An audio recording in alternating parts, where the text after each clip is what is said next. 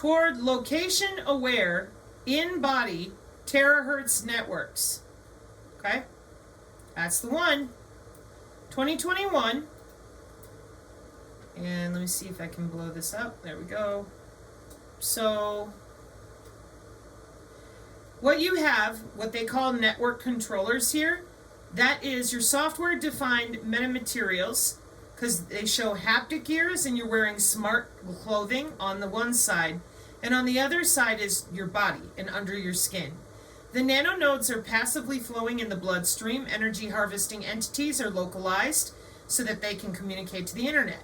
And then it's targeted drug delivery and precision AI healthcare.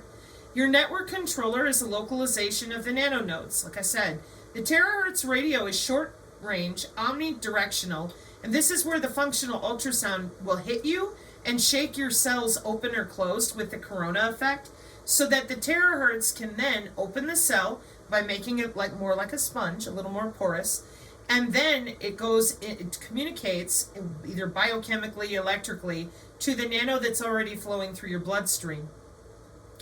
And the software-defined metamaterials localization anchors, because it just sits on your skin, talking back and forth until it gets the job done with that intra-body networking.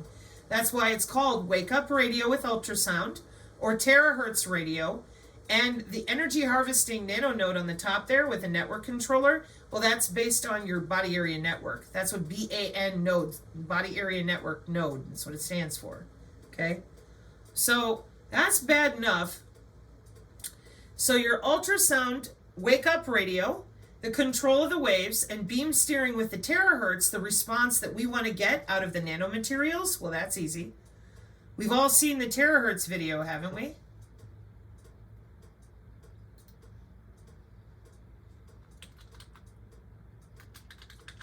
Should have pulled this one up again, too. The missing waves.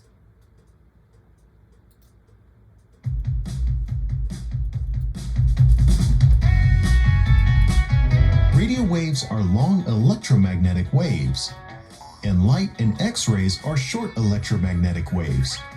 Both are located on the electromagnetic spectrum. Electromagnetic waves already have many popular uses thanks to our ability to produce and control them. But while our current technology can create optical waves or radio waves easily, we lack the means to produce a very useful type of electromagnetic waves located right here between the radio and optical regimes. These are called terahertz waves. At the Laboratory for Nanoscale Electro-Optics, we are experts in the interaction between light and nanomaterials. All right, hold the phone. I'm going to make you accountable again. What the hell is this? You know, I get tired of hearing about how it's theoretical and it's stuck in the laboratory, and then fraudulent doctors parading themselves around pretending they know things. He said they're experts. So, how old are nanoscale electro-optics? Let's find out. How long have you guys been experts?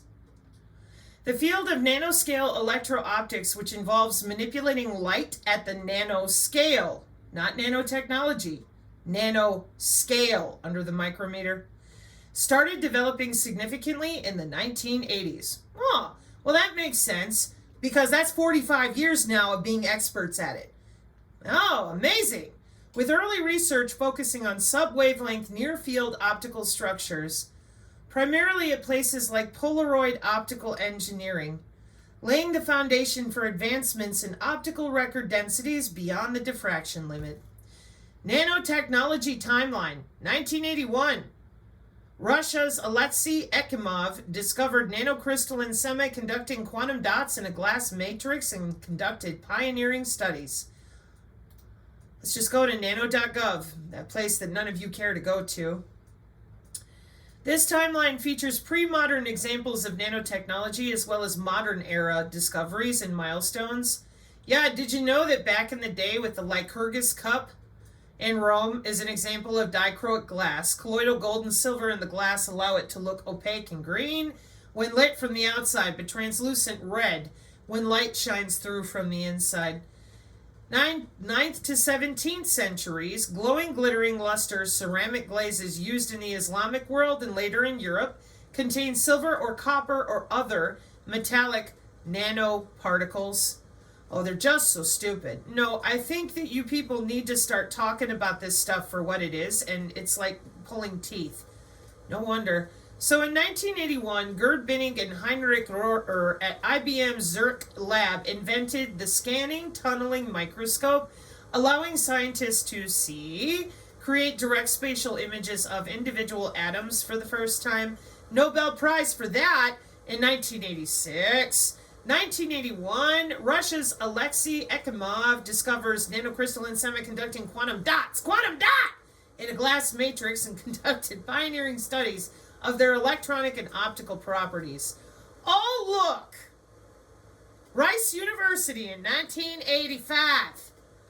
They got nothing to do with biosensors or any of it, right? Oh, oops. They're also the ones involved with the Tesla fluorescence. How quickly we love to forget. Well, they don't know. They've been playing you for the fools you continue to behave as when you do not admit industry and market share. It is that simple. There is absolutely no excuse for any of them. They could have told you. It's big money. That's why they didn't tell you. You're going to have to deal with it so that I can stop having to say it all the time. They lied, is what they do. So nanotubes assemble at Rice University in 2016. And I'm going to shut off the volume here. This is an example of what they're putting in those under your skin via what you're breathing, what you're eating. It's not just the injections. And then from a distance, they fire up an electromagnetic signal, and look at her go. Look at her go. She's under an optogenetic signal, an electrical signal, a galvanically coupled signal, and boom, bitch, we are going. We are self-assembling. We are talking to other networks in the body. We're using the nanowire. And sometimes, if it's an anthrobot, it can just assemble itself and get busy. That's why they love their graphene. That's why it's graphene healthcare. And they're so excited because they can do it from a distance. All they got to do is send an electrical signal at you that you can't see with your eyeballs, and oh, happy day. So when everyone keeps bothering me, going, excuse me, did you tell people the truth about any of these industries that you're using with the human anatomy known as the human biofield? No. Do you understand that your body is electrical? Sorta.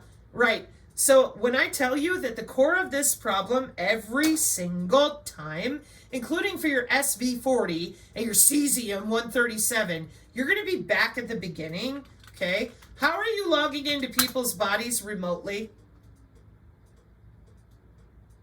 Oh, she's too woo-woo. No, you're a bunch of frauds. You're grifting people. You're still doing it. Check it out. It's changed since the last time we were here.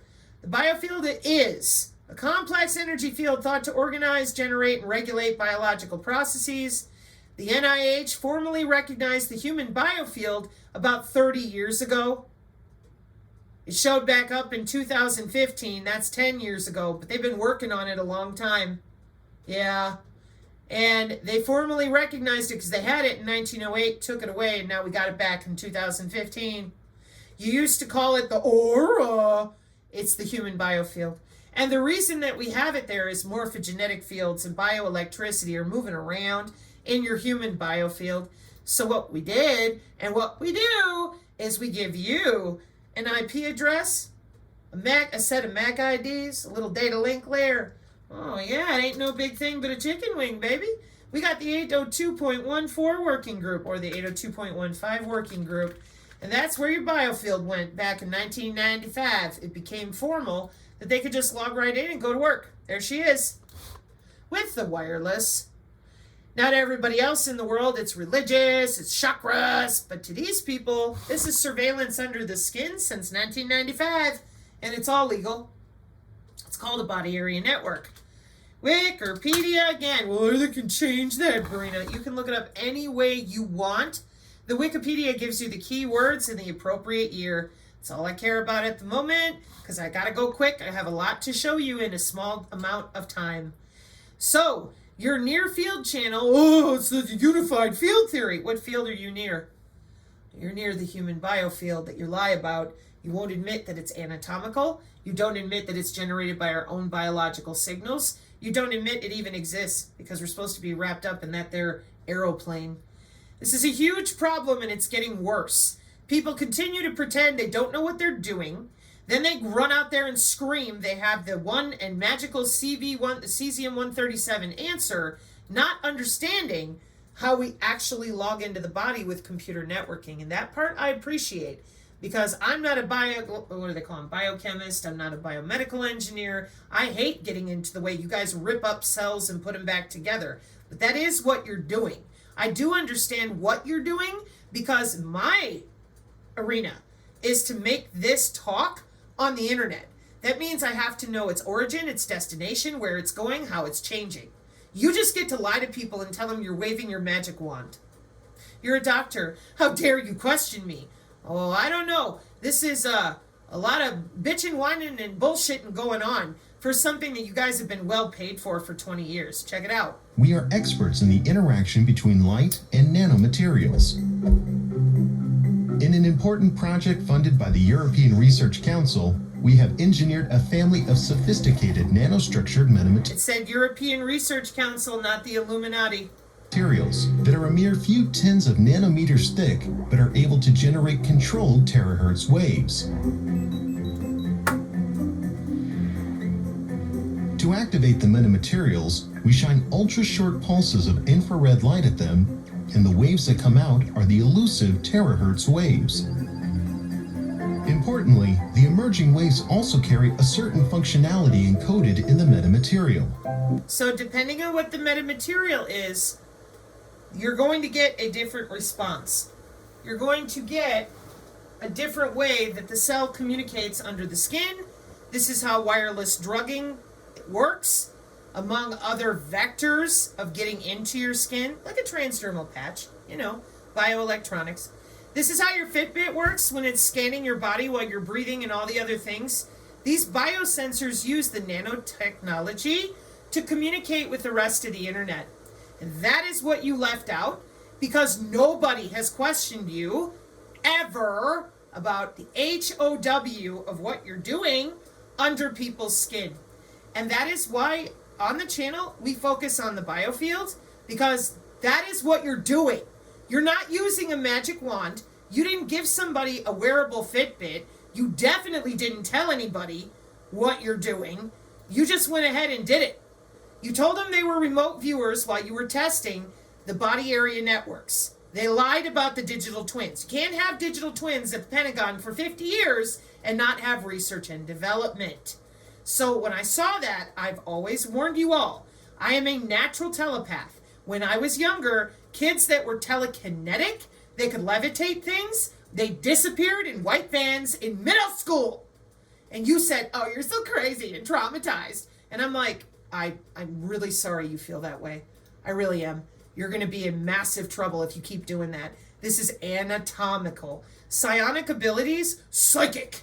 That is bioelectricity in your neurons. If these people, and no, not Professor Achilles, but the people that deployed all this and made these decisions, transhumanists, if they were not in the way in your interstitium.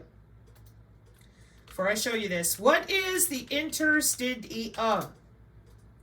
A network of fluid-filled spaces that connect organs, tissues, and other body parts. You might have heard it from your massage therapist in the way of fascia, okay? All of everything that they're doing is anatomical. Not a bit of it requires you to take a shot, to wear a wearable, to put on a transdermal patch. No. Do you have skin? Well, welcome to intrabody networking and intrabody communication, okay? It's under your skin, and that's why we are constantly bringing up your electroquasi-static paper, body area network, enabling covert body area network using electroquasi-static human body communication. This is the wireless world, telecommunications, no different than your cell phone, okay? And the old way that we did it in the 90s created a big old bubble of electromagnetic energy around you. And that made it too big because that way your pacemaker or anything else, your phone, who you're talking to, left all this room for someone to snoop, sniff packets. So now it's human body communication. They're using you because the human body is electrical, and the 6G is you because you make the best antenna.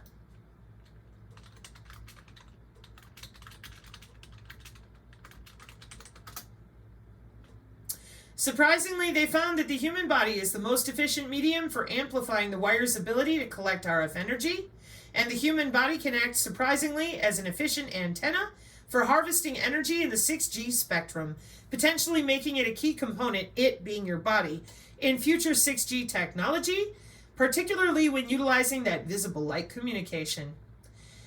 The body can capture wasted light energy and convert it to power devices, your biosensors, essentially acting as a human antenna. Okay? So when you hear us say, hey, Soylent Green, how are you doing? You are the 6G. It's not a maybe. It's human body communication and computer networking. This is also your pervasive and ubiquitous monitoring for the medical implant communication systems. And it's mandatory worldwide. There are no maybes. We don't have conspiracy theory and information technology. We have white papers that tell us how to make devices work or not, and biological cybersecurity. So there's your skin, the conductive layers below the skin. Why are we here? What is the interstitium? Well, it's that network of fluid-filled spaces just under your skin. Wow. Hang on a minute. Let me get you a better picture.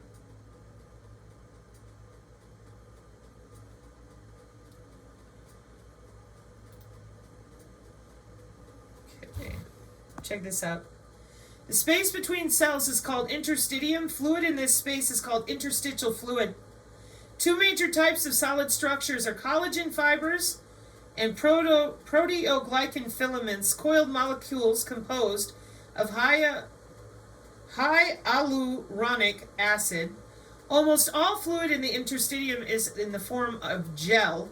Fluid proteoglycan mixtures. There is very little free fluid under normal conditions.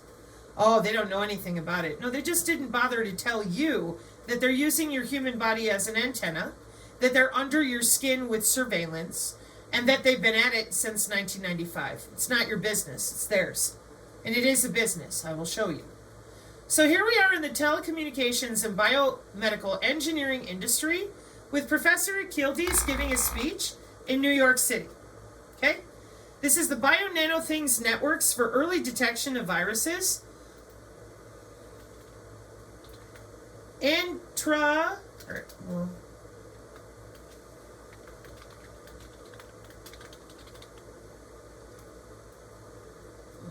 No, gotta clean my keyboard.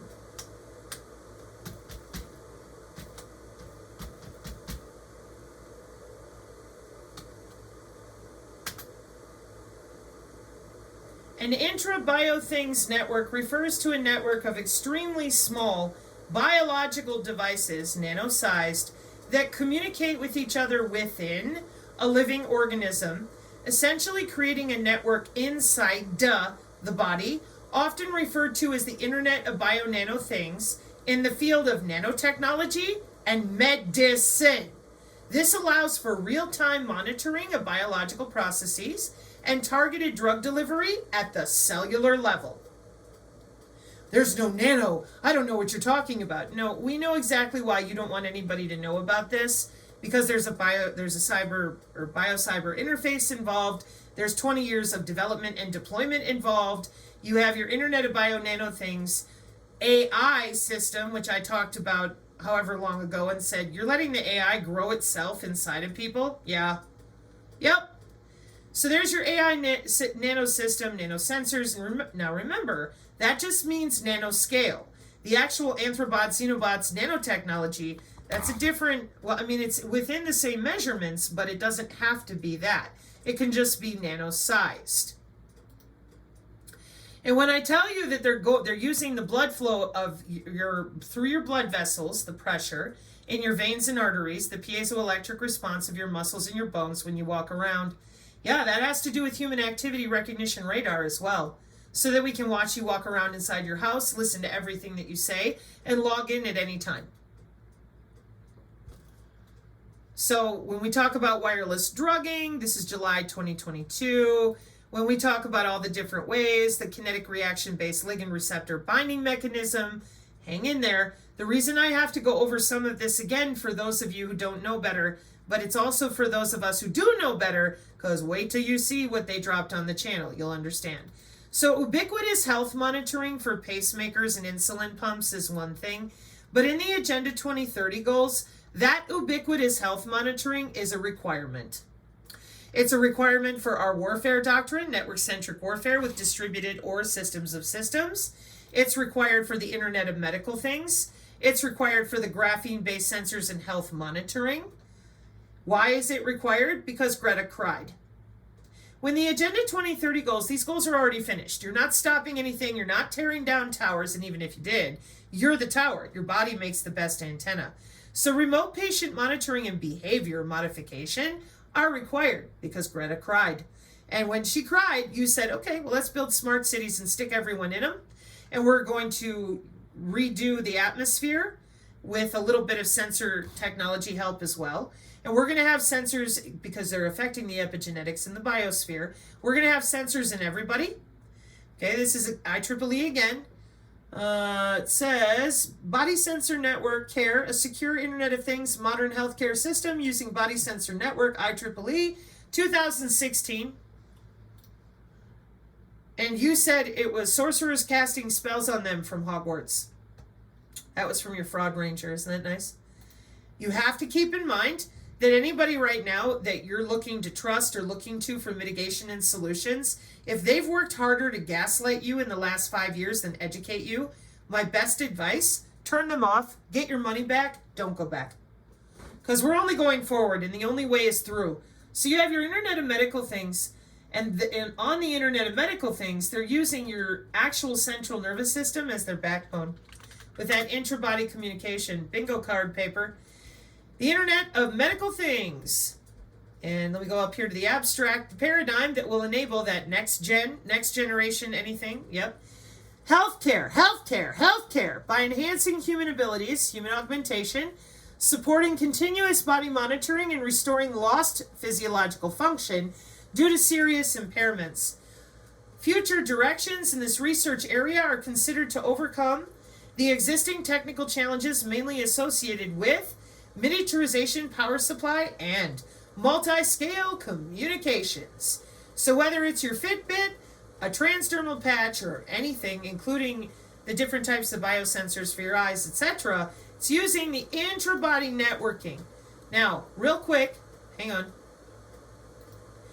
When I say human augmentation, and you roll your eyes at me and think I'm being hyperbolic, I'm very sorry, I am not. It's right over here, human augmentation for health and well-being in section 3. The governments of the world did it because they want to, and they're well on their way. They're in phase 2. It has market share. Who doesn't want to live forever, have increased attractiveness, enhanced intelligence, okay? And for those of you that are still screwed up and you think I'm just a traumatized adult, the International Journal of Human Computer Studies, Human Augmentation, Past, Present, and Future, because human augmentation will change what it means to be human. Non-invasive augmentation is possible with augmented reality and wearable technology. And it ain't new. So human augmentation is a field of research that aims to enhance human abilities through medicine or technology. Okay, so this is your intra-body networking again.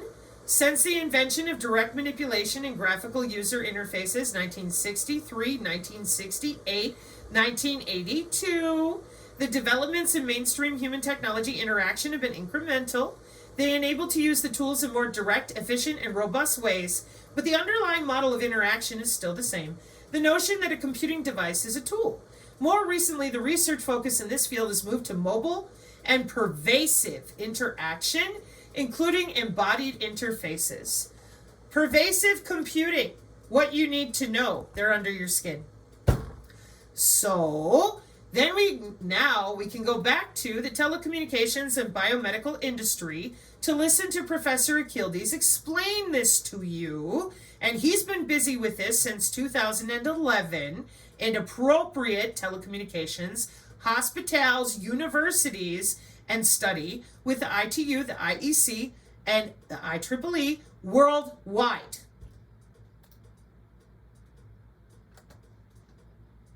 Including Spain, Finland, Saudi Arabia, and recently So let me go to these, the way that the communication theory people may know about electromagnetic communication and acoustic communication. There are usually waves, right? Sine waves and etc. And then also in optical communication. So immediately when he starts talking, those of you who lie about the human biofield, which comprises our bioelectricity and that cracking of the bioelectric code, the human body is on the electromagnetic spectrum.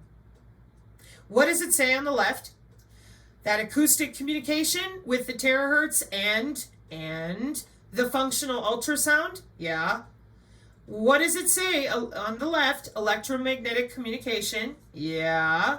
And I said, you do realize that you have electrical and magnetic anatomy. No, that's religious, Sabrina. And I said, no, that is anatomical, brainwashed human.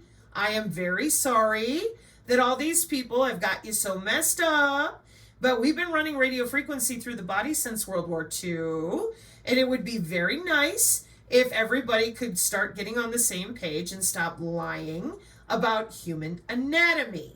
The human biofield is your electrical and magnetic anatomy. It's not religious, or else all these images that I have sitting here, these systems would not work because they wouldn't have a way to log into your skin unless you put on a wearable, a certain piece of clothing, they call it haptic gear, a transdermal patch, you took a smart pill, but because your body is electrical and magnetic, naturally, by your biological signals that you generate when you walk, when you breathe, when you talk, when you dance, whatever, they measure your human biofield. They keep a database of exactly that human anatomy, and it's called your digital twin. Oh, because I know a lot of you have heard of that. So, the real problem here was, and will remain until you admit that the human biofield is anatomical. You're logging into the interstitium. You've been working on this since 1995 when you turned off the Stargate project messing with remote viewers. Good job. And so the body area networks are what they've been using with the biosensors, with the 802.15 working group and their BLE Bluetooth and their millimeter wave. And that's where your anatomy, known as the human biofield, went, because they are going to work. The magnetic human body communication refers to that technology where electronic devices transmit data wirelessly through your easiest antenna, energy-saving antenna human body. And it's not Kirlian photography, and there ain't no maybes. This is biomedical engineering with the IEEE. Transactions on biomedical engineering for channel characterization of that human body communication. And the best you could do is tell them you didn't know where the drones were from and we had an immaculate constellation, and that they should go looking in graveyards for the BLE that you're using to connect, or to use the biomedical connectivity to route all these signals through an unsuspecting person. Because every time we tell people about this, they're like, no, they love us. Nope, they're controlling you with a remote. And now they're in your gut microbiome with college students whose job it is to change your cell structure in and out, because everybody wants to live forever, don't they? We're just going to log in with a little terahertz, maybe use the ultrasound. We're going to wake up those nanonodes on the inside of you. I got to pull the other paper that's easier to see because this one won't blow up for me. Hang on. Looks like little circles. It's hard to see. Hang on a sec.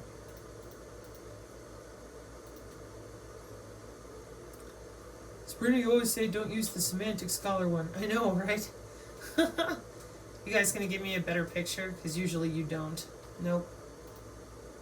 Here, let me look it over here. See if I can find my good pictures. Yeah, everything else wants me to describe it to you. And check it out. So, illustrative example of our terahertz-based wireless XR system, AI processing to predict continual and future user behavior, sensing parameters extraction and situational awareness establishment from their communication waveform. Oh, golly gee willikers.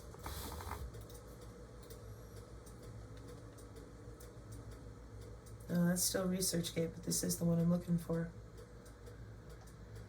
Turn it all.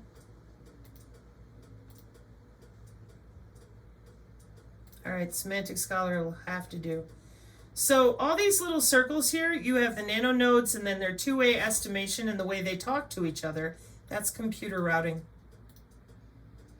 We have the software-defined metamaterial anchors on the skin, and then from nanonodes it goes from the skin to deep body in the communication exactly the way I showed you on the other image.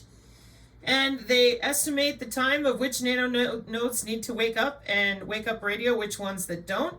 One more time, using the nanonodes passively flowing in your bloodstream, the wake up radio with ultrasound or the terahertz. So the smart meter can target you, a drone can target you, another body area network can target you. You are a walking network for them. So again, that's why myself and Tony the Nano Triangle guy advise, do not continue sticking nano in your mouth, okay? And for those of you that are trying to use what they call electromagnetic frequency pendants, Russell Brand had a $200 pendant. People went to the airport. It didn't work after an hour. Yeah, that's because of what you're looking at here. We spread the signal across the human body. That's why your pendants and such fail after a short amount of time, because we're manipulating not only the signal across your physical skin, but the interstitium just underneath your skin. And that's constant, okay? So you have your radio frequency, it could be visible light communication, or magnetic, and then that's being monitored not only by your body area network, but by the molecular communication around you. And those systems are autonomous, machine to machine. So your pendant, basically your body is trying to negotiate the molecular communication that your cells naturally do, and then you're thinking your pendant is going to protect you, the molecular communication of your natural body in tandem with whatever they're spreading across the surface of your skin, as you can see by the red line here, goes right underneath it or around it. I told you this is intelligence, surveillance, and reconnaissance systems as well as medical, and you think that by putting on a necklace that you're going to change something? They're using your own molecular communication of your cells. Doesn't work that way. I'm sorry. That's why people went after Russell Brand. They were really pissed off and wanted their $200 back. Well, yeah, because we're dealing with integrated systems that we're using the entirety of the human body for transmission and reception of magnetic and electrical fields that we decouple and with galvanic skin response and the other ways that we manage the molecular communication anytime we want to for security. And that means, like, for example, that's why they got mad at the airport, because they thought their pendant would help them, and it stopped working after about an hour. Well, yeah, because that electromagnetism and your health and your blood flow and whatever else you're around in an airport, it's very busy. There's a lot of signals. And for people at home, it stopped working after about 4 days. Again, Russell Brand, you can look it up. People were real pissed off because they spent $200 on what they thought was a magic amulet, only to find out that there's an industry here that's rearranging their magnetic and electromagnetic signals under their skin as well as on their skin for molecular communication, which again is mandated by the FDA and the FCC. So that is why we're still going. This is why you cannot continue telling people that the aura is some sort of religious, mythos. Human bodies are on the electromagnetic spectrum, and we only see 0.0035% of it. That's why they're using it. That's why they're using the electromagnetic spectrum to manipulate you, because you can't see it with your eyeballs. Perfect. And quantum communication, we also have these waves, as you see here. But in the molecular communication, we have really so-called particles, and they diffuse in the air. They just go to, sometimes they get lost, they don't go to the destination, and some of them are sucked as the ligand binding receptor by the receiver. Okay. Now, after this brief introduction into the biology, the question here is, can we create man-made, man meaning human-made, biological nanomachines? The answer is yes. That means we can reprogram these artificial cells and via DNA manipulations, and that's called genetic engineering. And that will really help us a lot. In fact, unfortunately, some maniacs in the US found all my work the last 18 years. I'm getting a lot of hatred mail, so my life is in danger. They think that I'm Dr. No in James Bond movies, that I'm trying to manipulate human lives, but it's, I'm not the only one. There are many people working on this subject, Okay, so don't be threatening Professor Achildes. That's rude. He's not the one that came up with all this. He's just one of the people helping develop it, with all your other people paying for it, going to school, and having fun with it. Okay? So can we create man-made biological nanomachines? Yes.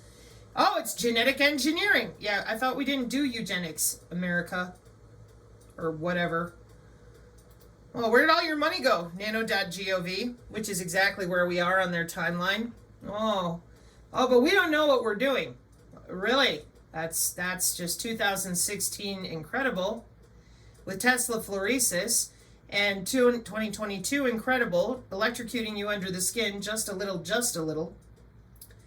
So, we're making these nanomachines. We're putting them inside of people with the help of college students. And we're driving them around with synthetic biology, open language, using our Lego bricks. Bio bricks of synthetic biology. So all we have to do is log in. And now we have reproducing xenobots and anthrobots. I'm going to back this up and show you again. CNN was talking about them in 2021, Tufts in 2021, NPR, and Weiss at Harvard. But xenobots are not as handy as anthrobots. Anthrobots, tiny biological robots made from human cells that can move and perform healing functions. They've been upgraded. Isn't that nice? Okay.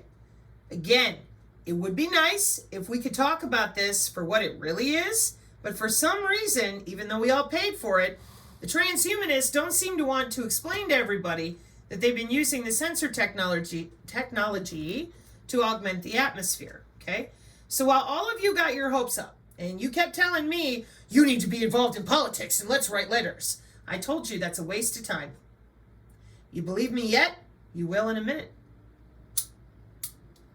It's only going to get crazier from here. So after this went off this morning, and somewhere on the front of the Drudge, they were showing the drones are making it rain with their lasers and whatever else. Do you see Forbes magazine over here to the right?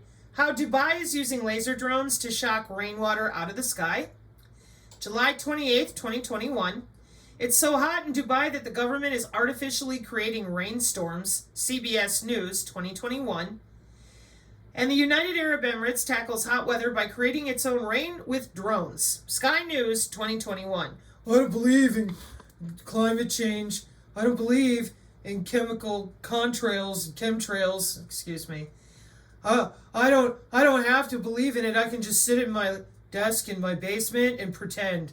While you're busy pretending, these people have been using our tax dollars to augment the air, the soil, the food, the pathogens with those same biological sensors that we're using in the human body. We are using for disease detection, environmental monitoring, water monitoring, and toxin detection. And Greta cried, so now here we all are. And you guys still can't even admit to your sensor technology. You keep hopping around going, oh, the aliens are here. So, if the drones can make it rain in Dubai, affecting the air particulate, this ain't new. Welcome to Stargate. Multimodal sensor fusion for autonomous navigation on miniature mini drones. And I'm like, oh my word. Did we forget already about the nano-sized drones? Of course we did, because, we can't even talk about the body itself, the biocyber interface. Why would we talk about nano-sized drones? What would that be all about? Well, what we do is we come down here and it says, autonomously navigating robots need to perceive and interpret their surroundings. Man, we need that. Currently, cameras are among the most used sensors due to their high resolution and frame rates at relatively low energy consumption and cost. Arminos. In recent years, cutting-edge sensors, such as miniaturized depth cameras, have demonstrated strong potential specifically for nano-sized unmanned aerial vehicles, where low power consumption, lightweight hardware, and low computational demand are essential. However, cameras are limited to working under good lighting conditions, while depth cameras have a limited range. To maximize robustness, we propose to fuse a millimeter form factor 64-pixel depth sensor and a low-resolution grayscale camera. In this IEEE Stargate work, a nano UAV learns to detect and fly through a gate with a lightweight autonomous navigation system based on two tiny machine learning convolutional neural network models.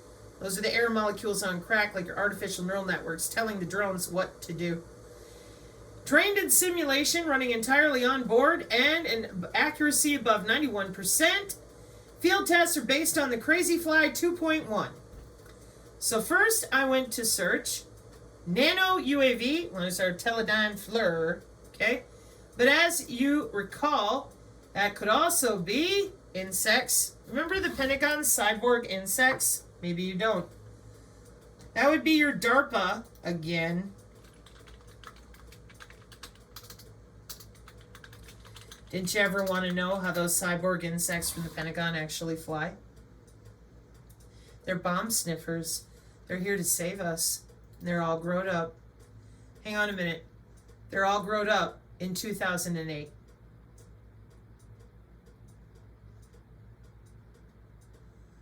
I'm going to make you learn the hard way that when you lie about technology to the good people who paid for it, one of these days, they will be confident enough to call you out and defend themselves instead of curling up like an insect. So here we are. Annie Jacobsen's work, it's at all of these beetles, and most of the time we see the cockroaches. What about a locust? Pentagon wants cyborg insects to sniff WMDs. Oh, sure you do. Okay. Insect cyborgs. Neuroscience, The Guardian. Motherboard, cyborg beetles. Newsweek, U.S. military is building smarter robots and thinks insects might be key to new AI. Fighting cyborg insects, because we needed that. The future of military weaponry. 2008. So, bring you back over here. And you're thinking, this size, and I said, no way. This is huge as well. Well, they wouldn't go smaller than that. Yeah, they would. I just showed you that. Oh. And what do they use to control their little insect friends? PlayStation remote. We have a bunch of little man-children operating these systems, and as you all know, and I'm not referring to DEI, I'm referring to the control and the power that comes with being involved with this type of hardware and software that nobody else knows about. Not properly. Not at all. So that, in my opinion, between that, the secrecy, and the money, is why the people that came back from Afghanistan, etc., they don't say shit about any of this. They all know. Don't even get me started about people playing video games in real time with the way the targeting works. So, here's your Stargate multimodal sensor fusion for autonomous navigation on miniaturized UAVs. Why is this here? It's Stargate. We don't know. Excuse me. Before I switch back to the Nanocondria and have to take you into sci-fi, you guys have built all of this for transhumanism living forever and the digital twin system. None of this is new. None of it. Not a bit of it. It's very old. Very, very old. Your Stargate project closed up in 1995 after they were done with the remote viewers because they had the digital twin with the body area network. Not a problem. So what is the future of science, or does the future of science lie in bioconvergence 2023? Today's challenges call for a multidisciplinary approach to science. Bioconvergence brings together experts, processes, and technologies across biotech, software, and engineering. Public confidence in science and trust in scientists has rarely been higher than it is today. Worldwide, most people believe science is the best path toward a better, healthier, and more sustainable future. We must seize this moment to accelerate scientific momentum. Embracing a multidisciplinary approach to science will be vital to help solve many of humanity's biggest challenges. Climate change that you created and are controlling with weather technology with the sensors. Chronic disease, which you're inducing in people with all this different technology causing autoimmune disorders by disrupting the interstitium and the natural state of the biofield, which is where 80% of your immune system is. And the sustainable supply of food and energy, which you're making more plastic and using smart agriculture with drones to grow the food. And I would assume that your insectoids are probably a component of this as well, just to make it easier. I mean, why not? You're using the drone to grow the food. You can make your spinach leaf via MIT, can call your cell phone. You don't need to be out there on a tractor. We've got drones. And you don't have to walk out there and field plants or anything. You can just log right into the soil with sensors. That's how it's built. It's the Internet of Everything. UAV farming. Precision AI healthcare, precision farming. Oh, they're going to take away the vaccines. Oh, they're going to turn off the blockchain, the smart, or the cryptocurrency. No, they're not. You're going to get in your smart city once they finish burning down or destroying whatever areas they need to, so that they don't have to pay you more than pennies on the dollars to take whatever belongings you ran away with when they burnt your house down and go live in your FEMA city. Sorry, your Liberty city, your cognitive city. Welcome to Agenda 2030 that's already done. Yeah, isn't that something?